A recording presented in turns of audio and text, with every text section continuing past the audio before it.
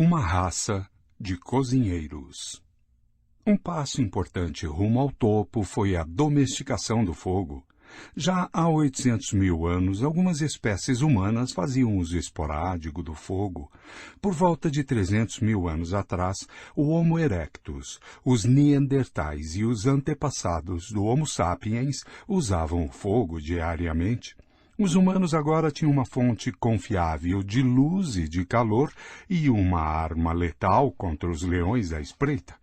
Não muito tempo depois, os humanos podem até mesmo ter começado a, deliberadamente, fazer queimadas em suas áreas. Um fogo cuidadosamente manejado podia transformar bosques cerrados intransponíveis em campos cheios de animais de caça. Além disso, quando o fogo se apagava, os empreendedores da Idade da Pedra podiam caminhar pelos restos fumegantes e coletar animais, nozes e tubérculos carbonizados. Mas a melhor coisa que o fogo possibilitou foi o hábito de cozinhar. Alimentos que os humanos não conseguem digerir em sua forma natural, como trigo, arroz e batata, se tornaram itens essenciais da nossa dieta graças ao cozimento. O fogo não só mudava a química dos alimentos, mudava também sua biologia. Cozinhar matava germes e parasitas que infestavam os alimentos. Também passou a ser muito mais fácil para os humanos mastigar e digerir seus alimentos favoritos, como frutas, nozes, insetos e carniças, se cozidos. Enquanto os chimpanzés passam 5 horas por dia mastigando alimentos crus, 1 hora é suficiente para as pessoas comerem alimentos cozidos. O advento do hábito de cozinhar possibilitou aos humanos comer mais tipos de comida, dedicar menos tempo à alimentação e se virar com dentes menores e intestino mais curto. Alguns estudiosos acreditam que existe uma relação direta entre o advento do hábito de cozinhar, o encurtamento do trato intestinal e o crescimento do cérebro humano, considerando que tanto um intestino longo quanto um cérebro grande consomem muita energia. É difícil ter os dois ao mesmo tempo. Ao encurtar o intestino e reduzir seu consumo de energia, o hábito de cozinhar inadvertidamente abriu caminho para o cérebro enorme dos Neandertais e dos Sapiens. 1. Nota. O fogo também abriu a primeira brecha significativa entre o homem e os outros animais. O poder de quase todos os animais depende de seu corpo, a força de seus músculos, o tamanho de seus dentes, a envergadura de suas asas. Embora possam fazer uso de ventos e correntes, são incapazes de controlar essas forças da natureza e estão sempre limitados por sua estrutura física. As águias, por exemplo, identificam colunas térmicas emanando do solo, abrem suas asas gigantes e permitem que o ar quente as faça alçar voo, mas não podem controlar a localização das colunas térmicas, e sua capacidade máxima de carga é estritamente proporcional à envergadura de suas asas. Ao domesticar o fogo, os humanos ganharam controle de uma força obediente potencialmente ilimitada. Ao contrário das águias, os humanos podiam escolher onde e quando acender uma chama, e foram capazes de explorar o fogo para inúmeras tarefas. O que é mais importante, o poder do fogo não era limitado pela forma, estrutura ou força do corpo humano. Uma única mulher, com uma pedra ou vareta, podia produzir fogo para queimar uma floresta inteira em uma questão de horas. A domesticação do fogo foi um sinal do que estava por vir. Mapa 1. O Homo sapiens conquista o globo. Os cuidadores de nossos irmãos. Apesar dos benefícios do fogo, há 150 mil anos os humanos ainda eram criaturas marginais. Agora, eles podiam espantar leões, se aquecer durante noites frias e queimar uma ou outra floresta. Mas, considerando todas as espécies juntas, possivelmente o número de humanos vivendo entre o arquipélago indonésio e a Península Ibérica ainda não passava de 1 milhão. um mero ponto no radar ecológico. Nossa espécie, Homo sapiens, já estava presente no palco do mundo, mas até então estivera apenas vivendo sua vidinha num canto da África. Não sabemos exatamente onde ou quando animais que podem ser classificados como Homo sapiens evoluíram pela primeira vez a partir de algum tipo anterior de humano. Mas a maioria dos cientistas concorda que há 150 mil anos a África Oriental estava povoada por sapiens que se pareciam exatamente como nós. Se um deles aparecesse em um necrotério moderno, o patologista local não notaria nada peculiar. Graças às bênçãos do fogo, eles tinham mandíbulas e dentes menores que seus ancestrais, ao passo que tinham cérebros enormes, iguais aos nossos em tamanho. Os cientistas também concordam que há cerca de 70 mil anos, sapiens da África Oriental se espalharam na Península Arábica e de lá rapidamente tomaram território da Eurásia. Quando o Homo sapiens chegou à Arábia, a maior parte da Eurásia já era ocupada por outros humanos. O que aconteceu com eles? Há duas teorias conflitantes. A teoria da miscigenação conta uma história de atração, sexo e miscigenação.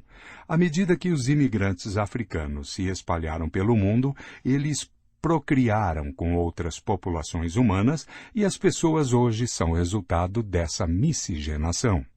Por exemplo, quando os sapiens chegaram ao Oriente Médio e à Europa, encontraram os neandertais. Esses humanos eram mais musculosos que os sapiens, tinham cérebro maior e eram mais bem adaptados a climas frios. Usavam ferramentas e fogo, eram caçadores exímios e, ao que parece, cuidavam dos doentes e debilitados. Arqueólogos encontraram ossos de neandertais que viveram por muitos anos com várias deficiências físicas, indícios de que eram cuidados por seus parentes. Os neandertais muitas vezes são retratados em caricaturas como o arquetípico homem das cavernas, bruto e estúpido, mas indícios recentes mudaram essa imagem. 3. Reconstrução especulativa de uma criança neandertal. As evidências genéticas indicam que pelo menos alguns neandertais podem ter tido pele e cabelos claros. De acordo com a teoria da miscigenação, quando o Homo sapiens se espalhou por terras neandertais, os sapiens procriaram com neandertais até que as duas populações se fundiram. Se isso for verdade, então os eurasianos de hoje não são sapiens puros, são uma mistura de sapiens e neandertais. De forma semelhante, quando chegaram à Ásia Oriental, os sapiens se misturaram com os locais Homo erectus, de forma que os chineses e coreanos são uma mistura de sapiens e Homo erectus. A visão oposta, chamada de teoria da substituição, conta uma história muito diferente, uma história de incompatibilidade, repulsa e, talvez, até mesmo genocídio. Sapiens e neandertais tinham anatomias diferentes e, muito provavelmente, hábitos de acasalamento e até mesmo odor corporal diferentes. Provavelmente tinham pouco interesse sexual uns pelos outros. Mesmo que um Romeu neandertal e uma Julieta sapiens se apaixonassem, não poderiam produzir descendentes férteis, porque o abismo genético separando as duas populações já era intransponível. As duas populações teriam permanecido distintas e quando os neandertais morreram ou foram mortos, seus genes teriam morrido com eles. De acordo com essa teoria, sapiens substituíram todas as populações humanas anteriores sem se misturar com nenhuma delas. Nesse caso, a origem de todas as linhagens humanas existentes pode ser atribuída exclusivamente à África Oriental de 70 mil anos atrás. Muita coisa depende desse debate. De uma perspectiva evolutiva, 70 mil anos é um intervalo relativamente curto. Se a teoria da substituição estiver correta, todos os humanos existentes têm mais ou menos a mesma bagagem genética, e as distinções raciais entre eles são desprezíveis. Mas se a teoria da miscigenação estiver correta, pode muito bem haver entre africanos, europeus e asiáticos diferenças genéticas que remontam a centenas de milhares de anos atrás. Trata-se de uma dinamite política que poderia fornecer matéria-prima para teorias raciais explosivas. Nas últimas décadas, a teoria da substituição prevaleceu entre os cientistas. Tinha bases arqueológicas mais sólidas e era politicamente mais correta. Os cientistas não tinham desejo algum de abrir a caixa de Pandora do racismo ao afirmar a existência de uma diversidade genética significativa entre as populações humanas modernas. Mas isso terminou em 2010, quando foram publicados os resultados de um esforço de 4 anos para mapear o genoma dos neandertais. Geneticistas conseguiram coletar DNA intacto de fósseis de neandertais em quantidade suficiente para fazer uma comparação detalhada com o DNA de humanos contemporâneos. Os resultados desconcertaram a comunidade científica. Revelou-se que de 1% a 4% do DNA das populações modernas no Oriente Médio e na Europa são DNA de Neandertal. Não é uma grande quantidade, mas é significante. Um segundo choque veio meses depois, quando foi mapeado o DNA extraído do dedo fossilizado de Denisova. Os resultados comprovaram que até 6% do DNA humano dos melanésios e dos aborígenes australianos modernos são DNA denisovano. Se esses resultados forem válidos, e é importante ter em mente que estão sendo realizadas mais pesquisas que podem tanto corroborar quanto modificar essas conclusões, os defensores da teoria da miscigenação acertaram em pelo menos alguns aspectos. Mas isso não significa que a teoria da substituição esteja completamente errada. Uma vez que os neandertais e os denisovanos contribuíram apenas com uma pequena proporção de DNA para nosso genoma atual, é impossível falar de uma fusão entre os sapiens e outras espécies humanas.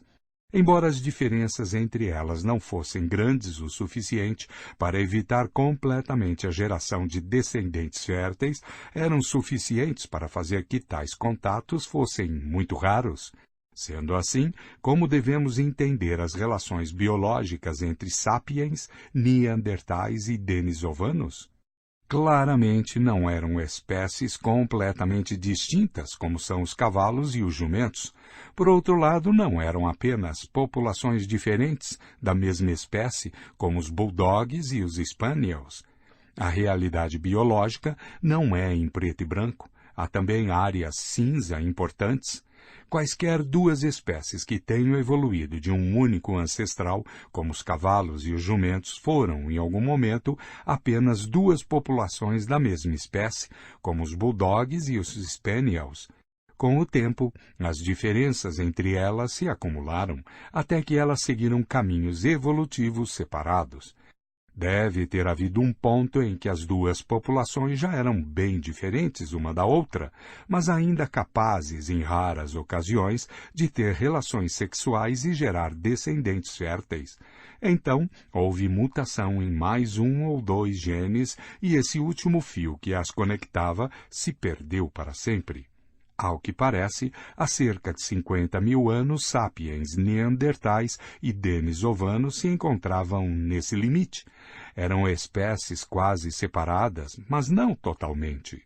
Como veremos no próximo capítulo, os sapiens já eram bem diferentes dos neandertais e dos denisovanos, não só em seu código genético e em seus traços físicos, como também sua capacidade cognitiva e habilidades sociais.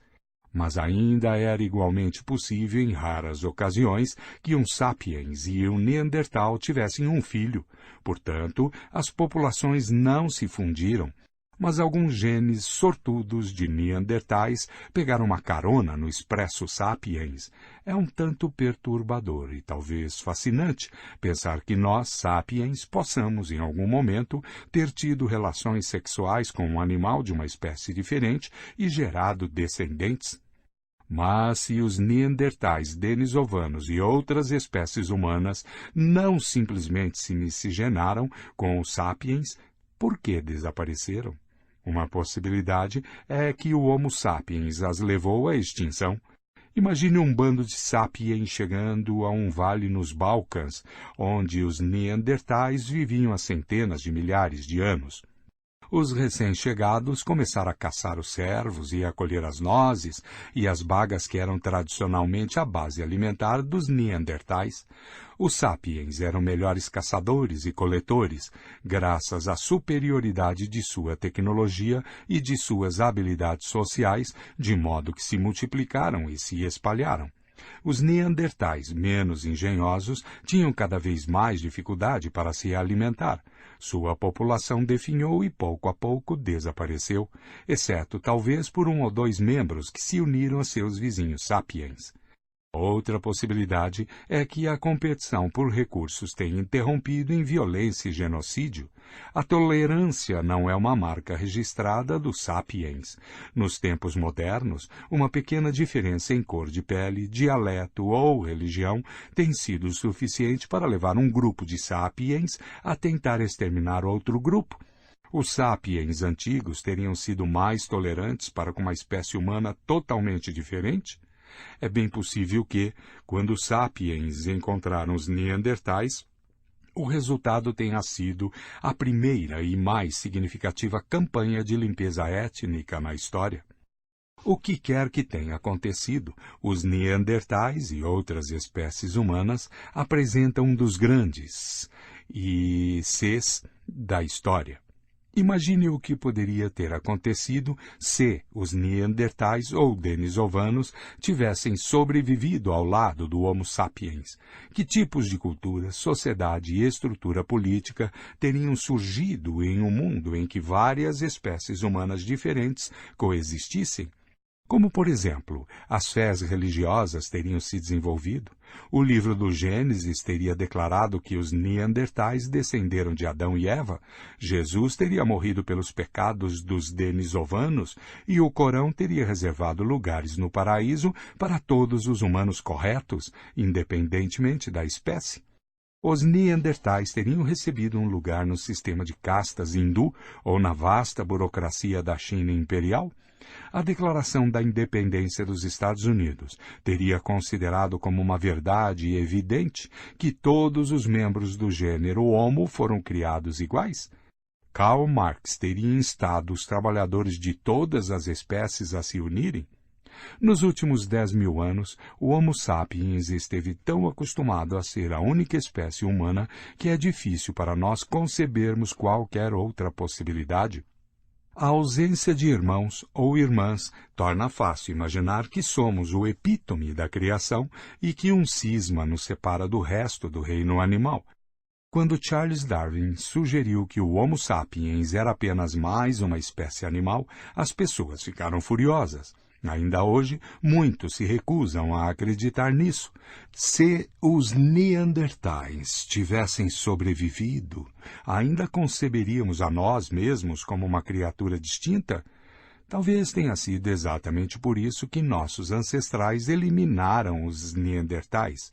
Eles eram similares demais para se ignorar, mas diferentes demais para se tolerar.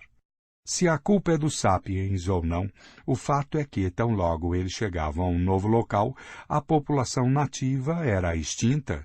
Os últimos remanescentes do Homo soelensis datam de cerca de 50.000 anos atrás. O Homo denisova desapareceu logo depois. Os neandertais sumiram há cerca de 30.000 anos. Os últimos humanos diminutos desapareceram da Ilha de Flores há aproximadamente 12.000 anos. Deixaram para trás alguns ossos, ferramentas de pedra, uns poucos genes em nosso DNA e uma porção de perguntas sem resposta. Também deixaram a nós, Homo sapiens, a última espécie humana. Qual o segredo do sucesso dos sapiens? Como conseguimos nos instalar tão rapidamente em tantos habitats distantes e tão diversos em termos ecológicos? Como condenamos todas as outras espécies humanas ao esquecimento, por que nem mesmo os neandertais, fortes, de cérebro grande e resistentes ao frio, conseguiram sobreviver a nosso ataque violento? O debate continua a se alastrar. A resposta mais provável é propriamente aquilo que torna o debate possível. O Homo sapiens conquistou o mundo, acima de tudo, graças à sua linguagem única.